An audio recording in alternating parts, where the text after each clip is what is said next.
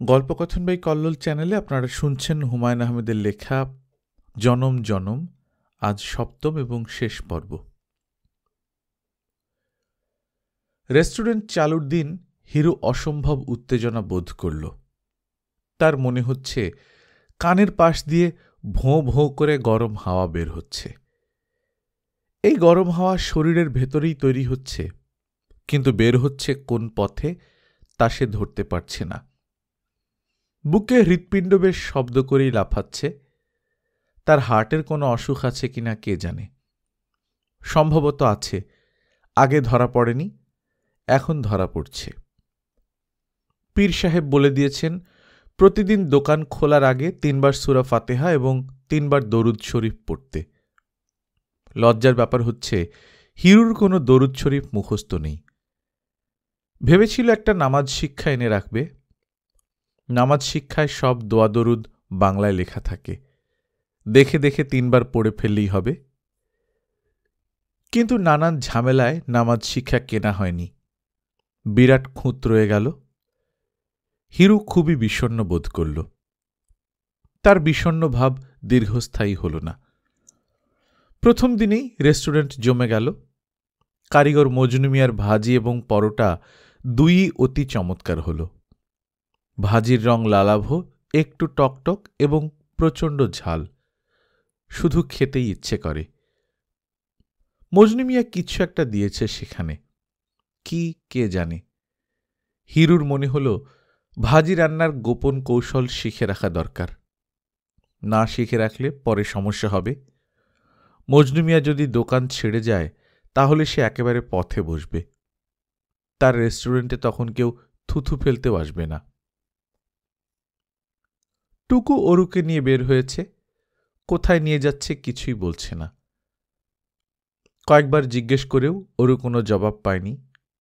টুকু শুধু বলেছে, চলো না যাই। অরু সুতির একটা শাড়ি পরেছে, সাধারণ শাড়ি, কিন্তু কোনো বিচিত্র কারণে এই সাধারণ শাড়িটি তাকে খুব মানিয়ে গেছে। তাকে দেখাচ্ছে কিশোরী একটি মেয়ের মতো, যে মেয়ের চোখে পৃথিবী তার রহস্য ও আনন্দের জানলা একটি একটি করে খুলতে শুরু করেছে। টুকু বলল, এখানে একটু দাঁড়াও আপা। একতলা সাদা রঙের একটা দালানের সামনে অরু দাঁড়িয়ে আছে। বাড়ির সামনের জায়গাটা ফুল গাছে ভর্তি। নিকেলের চশমা পরা বৃদ্ধ একজন ভদ্রলোক বাগানে কাজ করছেন। অরু বলল, এটা কার বাড়ি? ওসমান সাহেবের বাড়ি। এই বাড়িতে কি? আচ্ছা, একটা ব্যাপার, তুমি দাঁড়াও, আমি ওনার সঙ্গে কথা বলে আসি।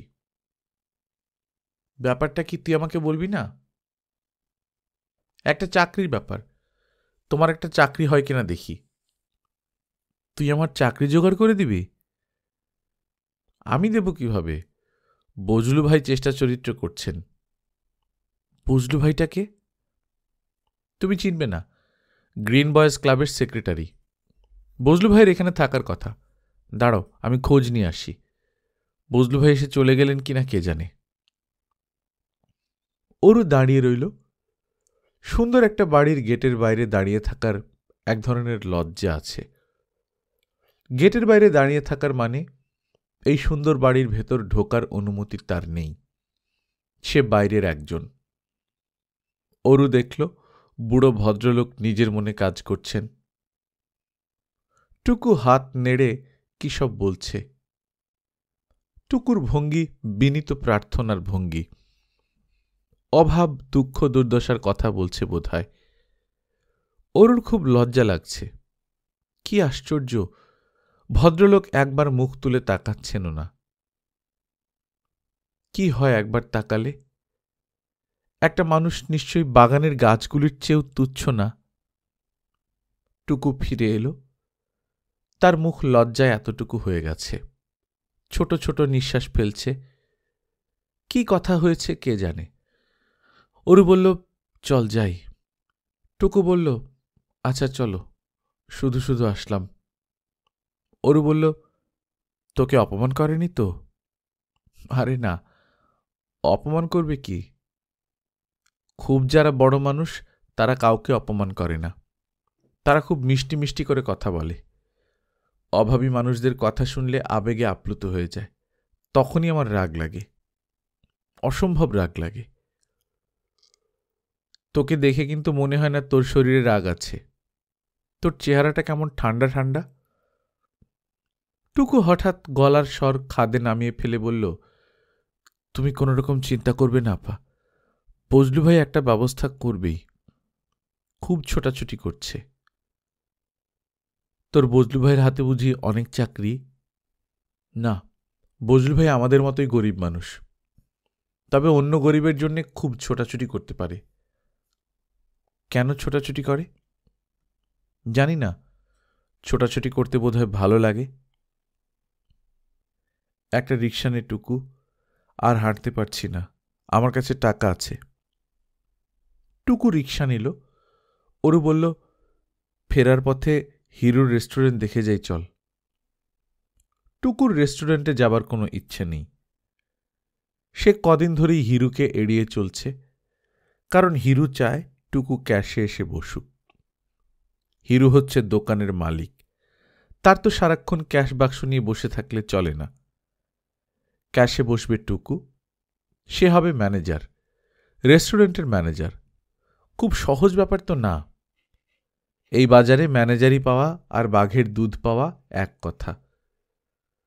টুকু রাজি হয় না, তার ভালো লাগে পথে পথে ঘুরতে। হিরু ক্যাশে বসেছিল, টুকুদের নামতে দেখে অস্বাভাবিক গম্ভীর হয়ে গেল। এই প্রথম নিজের লোক রেস্টুরেন্ট দেখতে আসছে। এনা বা তিথি এখনো আসেনি। বাসায় কারো মনে হচ্ছে কোনো আগ্রহ নেই। যাক, তবু তো দুজন এলো। অরু বলল, হিরু, তোর কাজকর্ম দেখতে এলাম। বাহ, সুন্দর তো।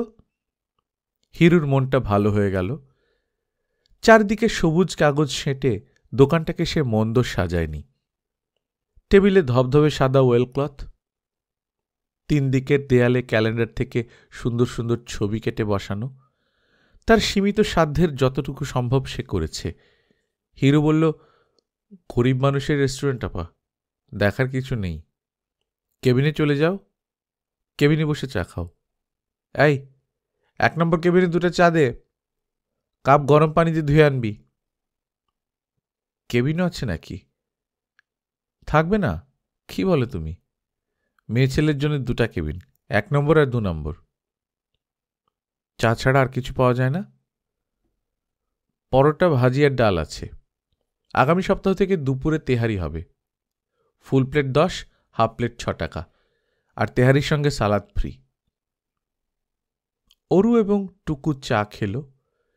কেবিন অরুর খুব পছন্দ হল। পর্দা টেনে দিলেই নিজেদের ছোট্ট আলাদা একটা জগৎ। সে মনে মনে ঠিক করে ফেলল, তার যদি সত্যি কোনোদিন চাকরি টাকরি হয়, তাহলে সে প্রায়ই কোনো বন্ধু বান্ধব জোগাড় করে এই রেস্টুরেন্টের কেবিনে বসে চা খেতে খেতে গল্প করবে। সুখ দুঃখের একান্ত কিছু গল্প। অরুরা চলে যাবার সময় হিরু বলল, চায়ের দাম দিয়ে যাও পা, ফ্রির কোনো কারবারই নেই। আত্মীয় স্বজন, বন্ধু বান্ধব সবাইকে নগদ পয়সা দিতে হবে। রাগ করো আর নাই করো, এটা হলো ব্যবসা। অরু বলল, কত টাকা দিতে হবে? 2 টাকা। অরু হাসি মুখে 2 টাকা বের করল। হিরুর এত ব্যস্ততায় সময় কাটছে যে এনার সঙ্গে সুখ দুঃখের গল্প করারও সময় পাচ্ছে না। অফিস আদালত ছুটির দিনে বন্ধ থাকে, কিন্তু রেস্টুরেন্ট ছুটির দিনে সকাল সকাল খুলতে হয়, বন্ধ করতে হয় গভীর রাতে। অবশ্য রাত যতই হোক, এনা তার জন্য অপেক্ষা করে। কড়কড়ে ঠান্ডা ভাত খেতে হয় না। হিরু বাসায় পা দেয়া মাত্র এনা সবকিছু গরম করতে বসে। একজন তার জন্য না খেয়ে অপেক্ষা করছে, এটা ভাবতেও ভালো লাগে। রাতে পাশাপাশি ঘুমোতে গিয়ে হিরুর প্রায় মনে হয় সবটাই বোধহয় কল্পনা। তার মতো একটা ছেলেকে এনা বিয়ে করবে কেন? এনা নিশ্চয়ই অন্য কাউকে বিয়ে করে মহা সুখে আছে। তার পাশে যে শুয়ে আছে সে ধরা ছোঁয়ার কেউ না, কল্পনার একজন মানুষ। হিরু খুব দীর্ঘ একটা স্বপ্ন দেখে চলছে। একদিন স্বপ্ন কেটে যাবে, সে দেখবে তার পাশে কেউ নেই। পকেটে 2টা ড্যাম্প সিগারেট, একটা দেয়াশলাইয়ের বাক্স এবং ন্যাতনেতে ময়লা কয়েকটা নোট নিয়ে সে রাস্তায় হাঁটছে। ঘুমোতে যাবার আগে হিরুর খুব ইচ্ছে করে এনার সঙ্গে আবেগ এবং ভালোবাসার কিছু কথা বলতে। রেস্টুরেন্টের কথা নয়, সংসারের কথা নয়, অন্যরকম কিছু কথা, যা বলতে হয় অস্বাভাবিক নরম গলায়, যা বলার সময় গলার স্বর কেঁপে যায়, বুকের গভীরে সুখের মতো কিছু ব্যথা বোধ হয়। হিরু এসব কথা কখনো বলতে পারে না। বলতে গেলেই এনা তাকে থামিয়ে দিয়ে বলে, চুপ করে তো, এসব কথা কোত্থেকে শিখলে? ছি। হিরু আহত হয়ে বলে, ছির কি আছে, ঘুমাও, এই সিনেমা কথা আমার অসহ্য লাগে। হিরুর চোখে পানি আসার উপক্রম হয়। চোখের পানি আটকাতে তার খুব বেগ পেতে হয়। এনা এই ফাঁকে সংসারের কথা নিয়ে আসে। এসব কথা শুনতে হিরুর একেবারে ভালো লাগে না, তবু সে মন দিয়ে শোনে। এনার সঙ্গে কথা বলারও আলাদা আনন্দ আছে। এই মেয়েটি একান্তই তার, অন্য কারোর নয়। গায়ের সঙ্গে গা লাগিয়ে তারা দুজনে কথা বলছে, এও তো এক পরম বিস্ময়। তার মতো কজন মানুষের এই সৌভাগ্য হয়? হিরু ভয়ে ভয়ে এনার গায়ের উপর হাত রাখে। সারাক্ষণই তার মনে হয় এই বুঝে এনা তার হাত সরিয়ে দিল। এনা হাত সরায় না। এও কি কম আনন্দের ব্যাপার? এনা ঘুম ঘুম গলায় বলে, তিথিয়াপা সারাদিন কোথায় কোথায় ঘুরে বলো তো? জানি না। কারোর সঙ্গে কথাও বলে না, চুপচাপ থাকে। এক একজনের এক এক স্বভাব। তিথিয়াপাকে নিয়ে অনেক আজে বাজে কথা শুনি, এসব কি সত্যি? না। এই যে টুকু যে কিছু করে না, পড়াশোনা না কিছু না, রাত দিন ঘোরাফেরা, তোমরা কিছু বলো না কেন? বললেও শুনে না। বলে দেখেছ কখনো? হিরুর ঘুম পায়, সে কোনো উত্তর দেয় না। এনার শান্ত ভঙ্গিতে বলে, তুমি হচ্ছ সংসারের বড়, তোমাকেই তো সব দেখতে হবে। দেখা দেখি করে কিছু হয় না, সব ভাগ্য। আমার কলেজে ভর্তির ব্যাপারেও তো তুমি কিছু বলছো না। হিরুর ঘুম কেটে যায়। সে শঙ্কিত গলায় বলে, তুমি কলেজে পড়বে নাকি?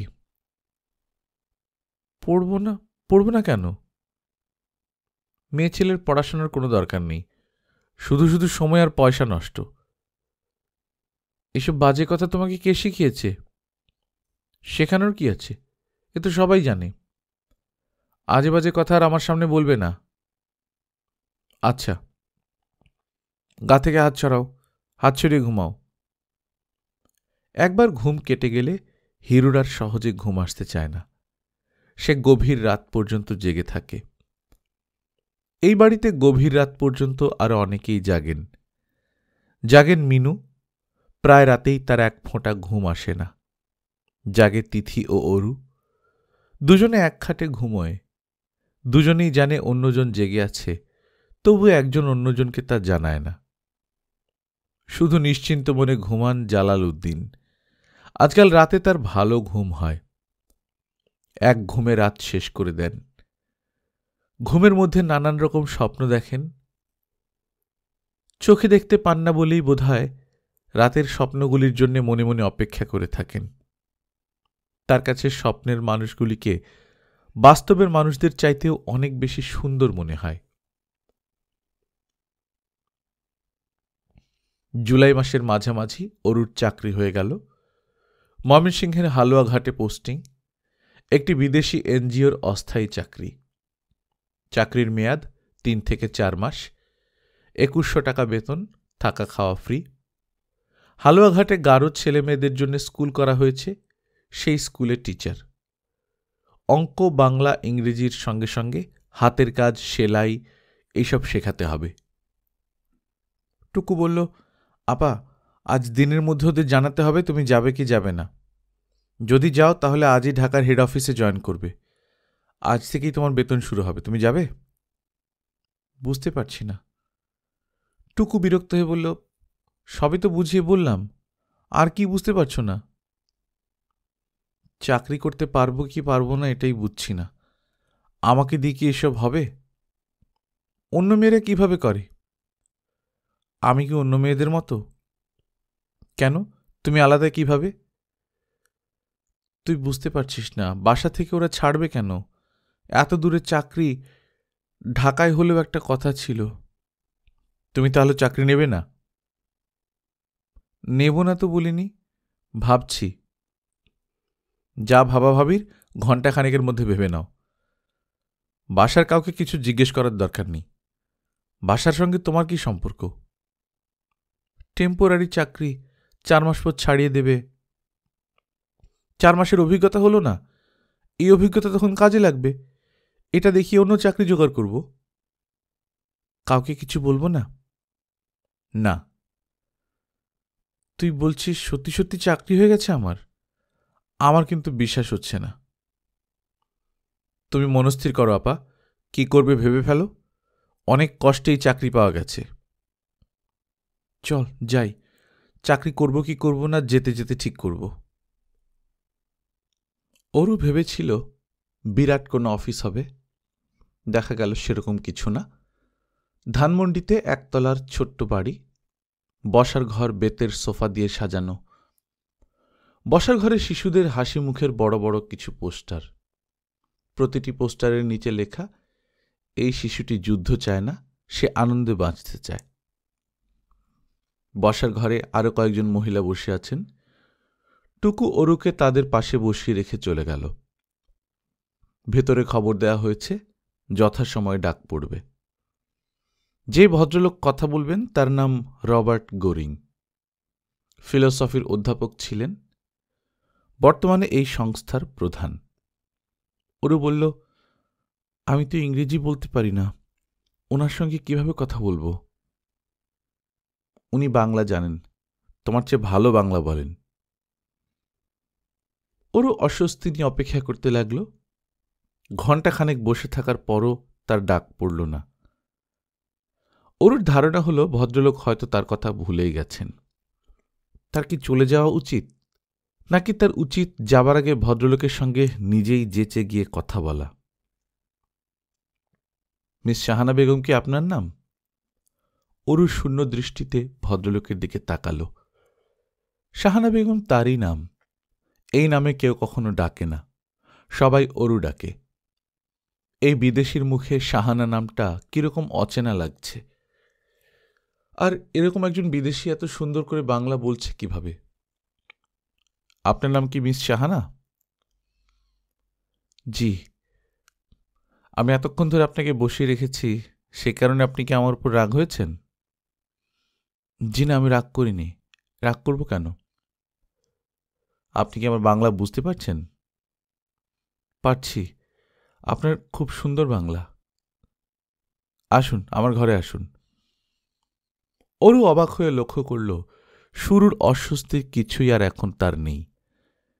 গাঢ় নীল রঙের চকচকে হাওয়াই শার্ট পরা এই বিদেশিকে তার ভালো লাগছে। দূরের কেউ বলে মনে হচ্ছে না। এরকম মনে করার কারণ কি? সে চমৎকার বাংলা বলছে, এটাই কি একমাত্র কারণ? নাকি তার গলার স্বরের আন্তরিক ভাব অরুকে আকৃষ্ট করেছে? নাকি ভদ্রলোকের মাথা ভর্তি সোনালি চুল, চুলগুলি হাত দিয়ে ছুঁয়ে দেখতে ইচ্ছে করে? মিস শাহানা। জি। আপনার তাহলে এই ধারণা হয়েছে যে আমি ভালো বাংলা বলি? জি। আপনার ধারণা যথাযথ নয়। প্রায়ই আমি ক্রিয়াপদগুলো এলোমেলো করে ফেলি। তাছাড়া আপনাদের বাংলা ভাষার কিছু কিছু বৈশিষ্ট্য আছে যা আমি এখনো বুঝতে পারি না। আমার কাছে খুবই অদ্ভুত মনে হয়। কি বৈশিষ্ট্য? যেমন ধরুন, দেখা শব্দটির মানে হচ্ছে টু সি, চোখ দিয়ে দেখা। অথচ আপনারা নানাভাবে ব্যবহার করেন শব্দটি। গানটা শুনে দেখি, মিষ্টিটা খেয়ে দেখি, একটু বসে দেখি। গান শোনা, মিষ্টি খাওয়া বা বসার সঙ্গে চোখের কোনো সম্পর্ক নেই, অথচ প্রতিটি ক্ষেত্রে আপনারা দেখা শব্দটা ব্যবহার করছেন। ওরও অবাক হয়ে তাকিয়ে রইল। কখনো সে এভাবে ভাবেনি। সত্যি তো মজার ব্যাপার। তারপর মিস শাহানা বেগম, বাংলা ভাষা নিয়ে গবেষণা এখন স্থগিত, অন্য বিষয় নিয়ে কথা বলি। চাকরিটি কি আপনার পছন্দ হয়েছে? জি হয়েছে। পছন্দ হবার মতো তেমন কিছু নয়, তবে খারাপ লাগবে না, জায়গাটা খুব সুন্দর। তাছাড়া যাদের সঙ্গে আপনি কাজ করবেন তাদের আপনার ভালো লাগবে। আপনি কাজ করবেন শিশুদের নিয়ে, শিশুদের মতো সুন্দর আর কিছু তো হয় না, তাই না? জি অবশ্যই। এখন বাজছে 1:05, চা খাবার সময় নয়, তবু যদি আপনি আমার সঙ্গে চা খান আমি খুশি হব।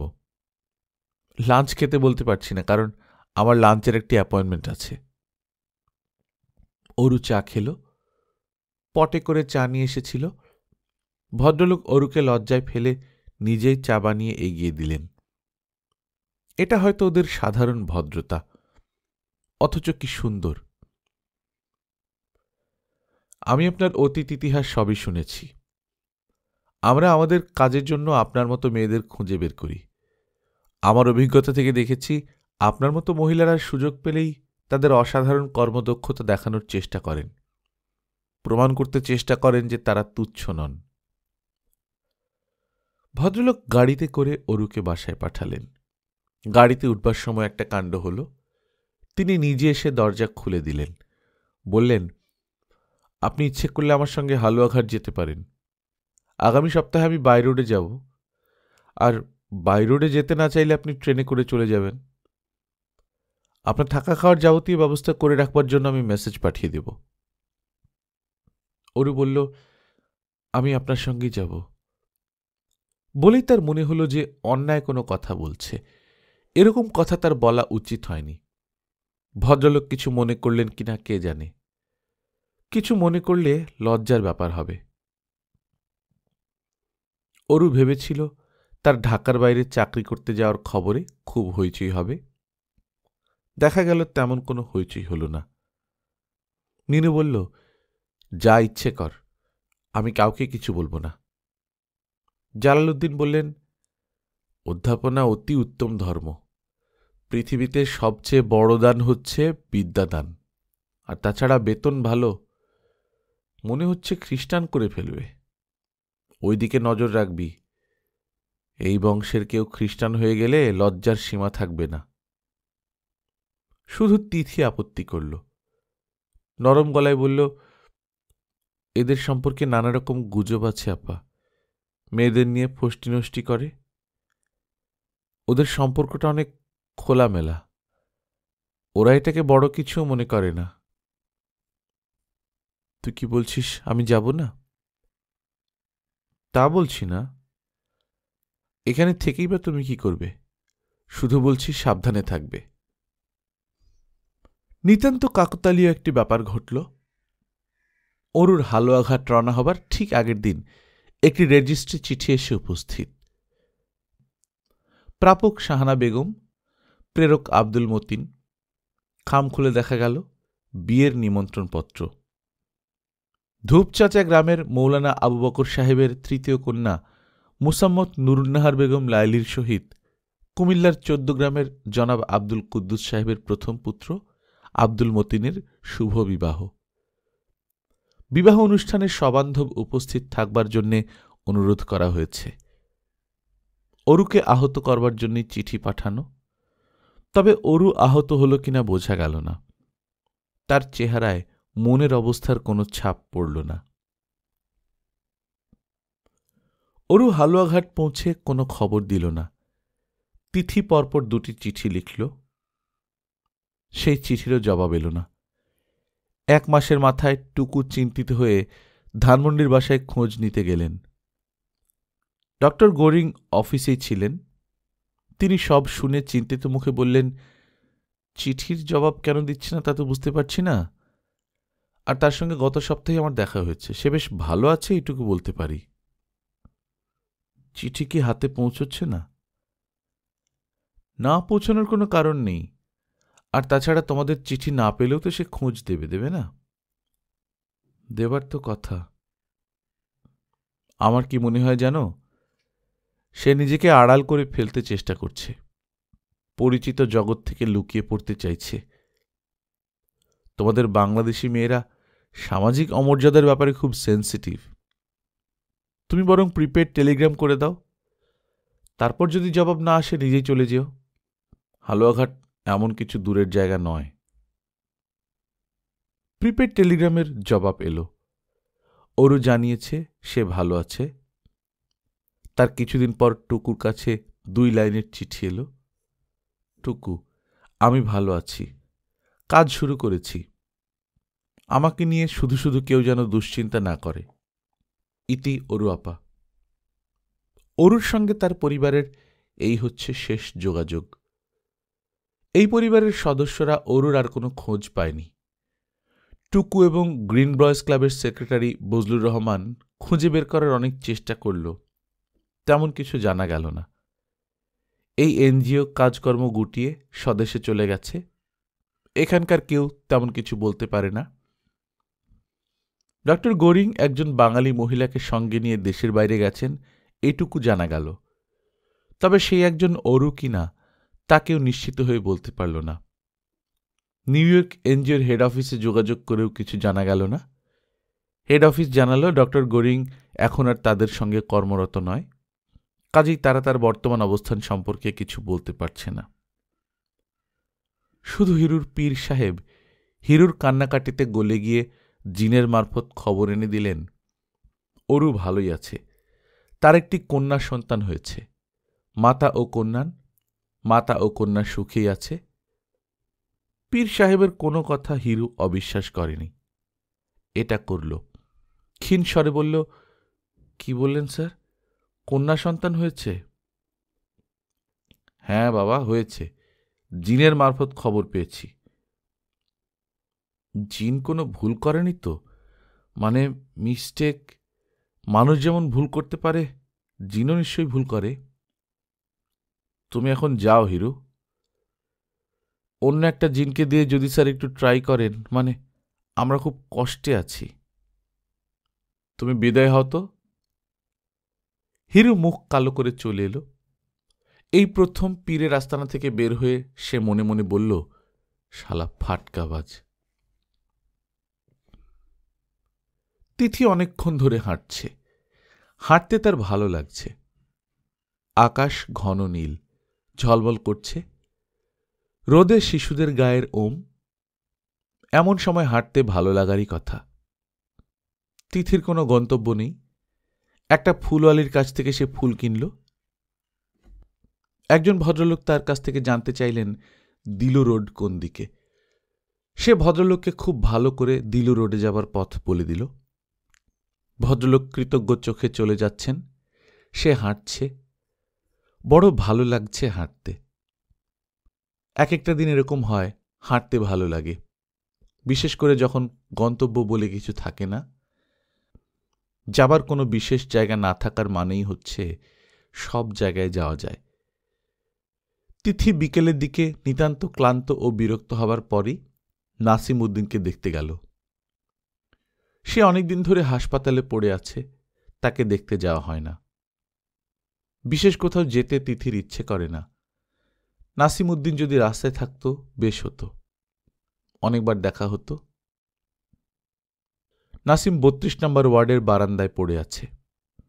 তিথিকে দেখে উজ্জ্বল চোখে তাকাল। এসো তিথি, এসো। একমাত্র তুমিই আসো আমায় দেখতে, আর কেউ আসে না।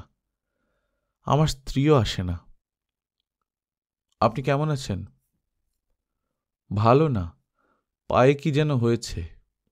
কেউ কিছু বলেও না। পা নাকি কেটে বাদ দিতে হবে। পাপে ধরেছে বুঝলে তিথি, পাপে ধরেছে।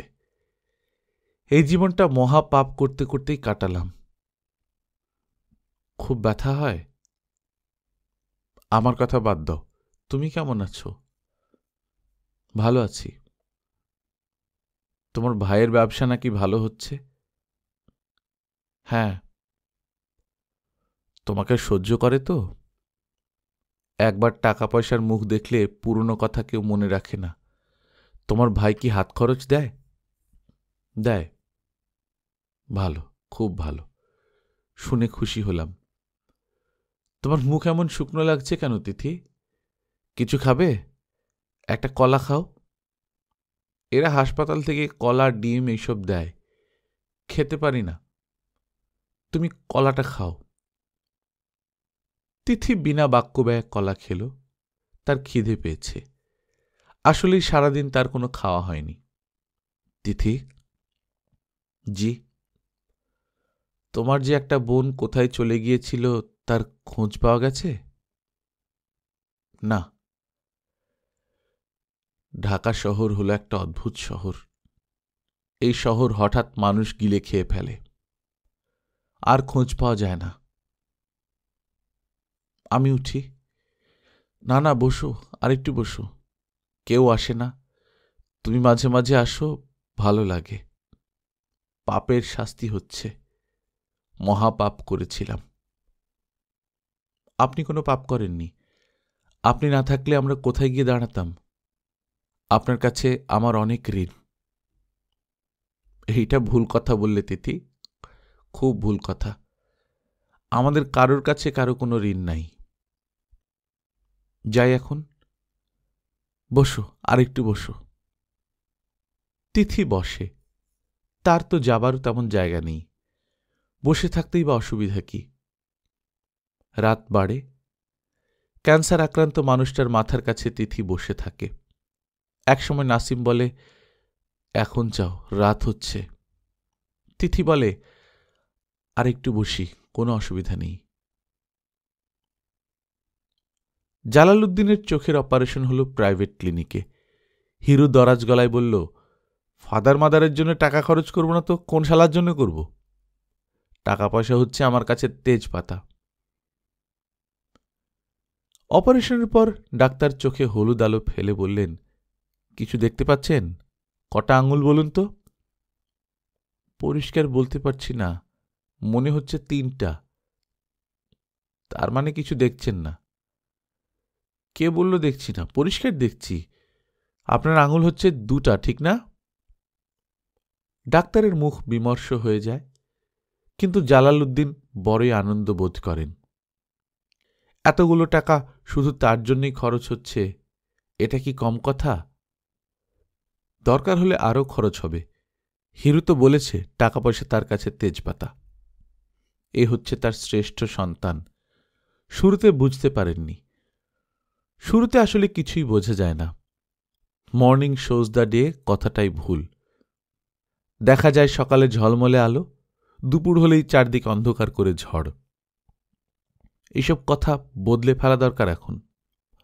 কোমলমতি শিশুদের ভুল কথা শেখানো হচ্ছে। উচিত না, কাজটা খুবই অনুচিত। বাবা হিরু। জি? চোখটা তো মনে হয় সেরেই গেল। ডাক্তারের হাতের আঙুলগুলি পরিষ্কার দেখলাম, গুনতে পারলাম না। দেখা এক জিনিস আর গোনা আরেক জিনিস, ঠিক কি না বাবা বল? তা তো ঠিকই। এখন চলো বাড়ি যাই। আরও কয়েকটা দিন থাকি। এদের আদর যত্ন অসাধারণ। একটা নার্স আছে, নাম রুচিতা। ভাবছি এই মেয়েটাকে ধর্মমেয়ে বানিয়ে ফেলব। অসাধারণ একটা মেয়ে।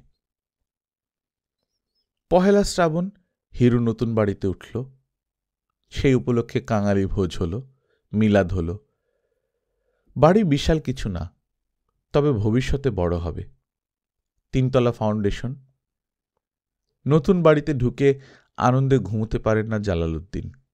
ঘন ঘন এনাকে ডাকেন, ও বোমা, বোমা। এনার হাতে শতেক কাজ, তবু সব বিরক্তি মুছে পাশে দাঁড়ায়। জালালউদ্দিন ধরা গলায় বলেন, সব তোমার জন্যে হচ্ছে গো মা, সবই তোমার জন্যে। তোমার একটা ছবি বড় করে বাঁধিয়ে আমার ঘরে সাজিয়ে রাখো তো মা। সাজিয়ে রাখলে কি হবে? আপনি তো আর দেখতে পারবেন না। আমি না পারলাম, অন্যে দেখবে। যেই আসবে তাকেই বলবো, এই দেখো গো, সবই আমার বৌমার ভাগ্যে হলো। এই হচ্ছে আমার বৌমা। আপনি বড় বেশি কথা বলেন, কথা কম বলবেন। চা খেতে চাইলে বলেন, চা এনে দিচ্ছি। একটু কফি দাও গো মা। কফির কাছে চা দাঁড়ায় না গো, কফির মজাই অন্যরকম। এনা কফি আনতে যায়, আপন মনে কথা বলেন জালালউদ্দিন। নিজের মনে কথা বলতে তার বড় ভালো লাগে। জীবনটা বড়ই মধুর মনে হয়, বড়ই সুখের বলে বোধ হয়। গুনগুন করে আজকাল গানও গান, ওগো দয়াময়, বড় দয়া মনে তোমার ওগো দয়াময়, সবই তার স্বরচিত গান।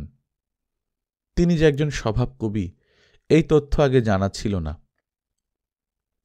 হিরুর বেশ কিছু কর্মচারীও এই বাড়িতে থাকে, তাদের সাথেও তার বড় মধুর সম্পর্ক। জীবন কি, জীবনের অর্থ কি, এসব গূঢ় কথা তিনি তাদের বলেন, খুব আগ্রহ নিয়ে বলেন। ভাগ্য, সবই ভাগ্য, এই জিনিসটা তোমরা খেয়াল রাখবা। আজ যে রাজা, কাল সে পথের ফকির। এর কারণ কি? এর কারণ ভাগ্য। এখন ভাগ্য কি, তিনি সবাইকে ভাগ্য কি তা ব্যাখ্যা করেন। সবাই মন দিয়ে শোনে। আশ্চর্যের ব্যাপার, মন দিয়ে শোনে টুকু। টুকু কেন এত আগ্রহ নিয়ে বাবার কথা শোনে, জালালউদ্দিন বুঝতে পারেন না। টুকুর ঘুরে বেড়ানোর স্বভাব আরও বেড়েছে। মাঝে মাঝে মাসের পর মাস তার কোনো রকম খোঁজ পাওয়া যায় না। তারপর হঠাৎ একদিন মুখ ভর্তি দাড়ি গোঁফ নিয়ে উদয় হয়। হিরু ভীষণ বিরক্ত হয়। আমার আপন ভাই ঘরে, আর আমার কিনা ৩,০০০ টাকা বেতন দিয়ে ম্যানেজার রাখতে হয়। আফসোস, বড়ই আফসোস। এখন আমার দরকার নিজের লোক। হিরুর সত্যি নিজের লোকের অভাবে খুব অসুবিধা হয়। অনেক টাকার লেনদেন, সব একা সামলাতে হয়, মাথার ঠিক থাকে না। টুকু লেখালেখির চেষ্টা করে। তার খুব ইচ্ছে নিজেদের জীবনের কথাটাই সুন্দর করে লিখে ফেলতে। দুঃখ, বেদনা ও গ্লানির মহান সঙ্গীতকে স্পর্শ করতে ইচ্ছে করে, পারে না। তবে মনে হয় পারবে। একদিন না একদিন জনম জনমের গল্প বের হয়ে আসবে। হিরু নিজেদের ব্যবহারের জন্য একটি রিকন্ডিশনড টয়োটা স্টারলেট কিনেছে। সেই গাড়িতে রোজ জালালউদ্দিন সাহেব খানিকক্ষণ হাওয়া খান। রোজ খানিকটা ফ্রেশ অক্সিজেন না নিলে তার নাকি রাতে ভালো ঘুম হয় না। এই পরিবারের একজন মাত্র মানুষ রাতে এক ফোঁটা ঘুমোতে পারেন না, তিনি মিনু। চোখ মেলে তিনি সারা রাত তিথির পাশে শুয়ে থাকেন। মাঝে মাঝে একটা হাত রাখেন তিথির গায়ে। তিথি সেই হাত সরিয়ে দিয়ে কঠিন গলায় বলে, গায়ে হাত দিও না মা। এত আদর করে গায়ে হাত রাখি, তুই এমন করিস কেন মা? তিথি কঠিন গলায় বলে, গায়ে হাত দিলেই মনে হয় পুরুষ মানুষের হাত, কেমন গা ঘিন ঘিন করে। মারে, তুই আমাকে শুধু শুধু শাস্তি দিচ্ছিস কেন?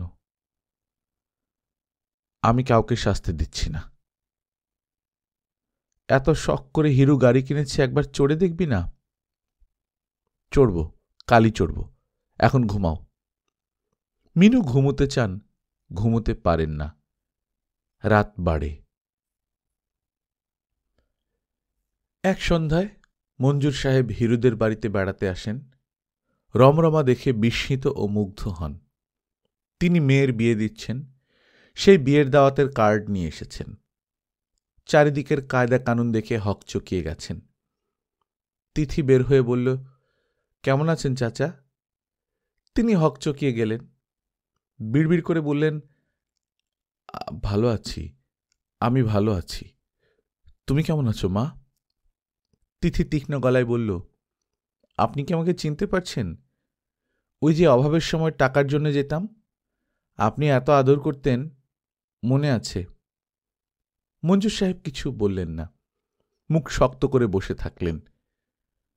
মেয়ের বিয়ে দিচ্ছেন বুঝি? হ্যাঁ। বড় মেয়ে না ছোট মেয়ে? ছোট মেয়ে। যেও কিন্তু। যাব, অবশ্যই যাব। আপনার কাছ থেকে আদর খেয়ে আসব। আপনার আদরের কথা আমার সব সময় মনে হয়। উঠি তিথি? না না, আপনি উঠবেন কেন? আপনাকে চা বানিয়ে খাওয়াবো। আপনার মনে আছে চাচা, আপনি একদিন হালুয়া বানিয়ে চামচে করে আমায় খাইয়েছিলেন? মনে আছে না মনে নেই? মঞ্জুর সাহেব বড়ই অস্বস্তি বোধ করেন। তার অস্বস্তি দেখে গভীর করুণায় তিথির মন হঠাৎ কেমন যেন ভরে যায়।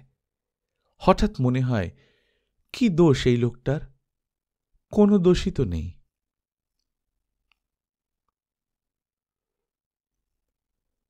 গল্পকথন বাই কল্লোল চ্যানেলে আপনারা শুনছিলেন হুমায়ুন আহমেদের লেখা জনম জনম, আজ ৭ম পর্বের মাধ্যমে শেষ হয়ে গেল।